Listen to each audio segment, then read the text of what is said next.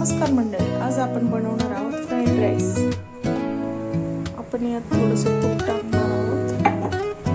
मी बासमती तांदूळ स्वच्छ धुवून घेतले आहे, ते टाकूयात आपण। यात आपण अर्ध लिंबू टाकणार आहोत, त्याने तांदूळ मोकळं होतं छान। थोडंसं मीठ, यातलं पाणी निथळून घ्यायचं आहे आपल्याला। मी कोबी, गाजर, शिमला मिर्च, कांदा घेतला आहे, अद्रक लसूण बारीक चिरून घेतला आहे, लसूण, आलं टाक, शिमला मिर्च, गाजर, कोबी टाकूया। चांगलं परतून घ्यायचं आहे।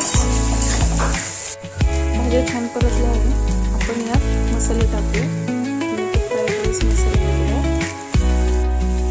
थोडासा पिझ्झा सॉस, एकदम थोडं टोमॅटो सॉस, थोडंसं लाल तिखट। आपण यात तांदूळ टाकूया।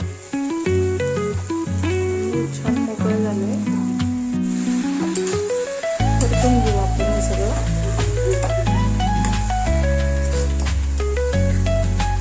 चवीनुसार मीठ, कोथिंबीर टाकून घेऊया। आपला फ्राईड राईस तयार आहे।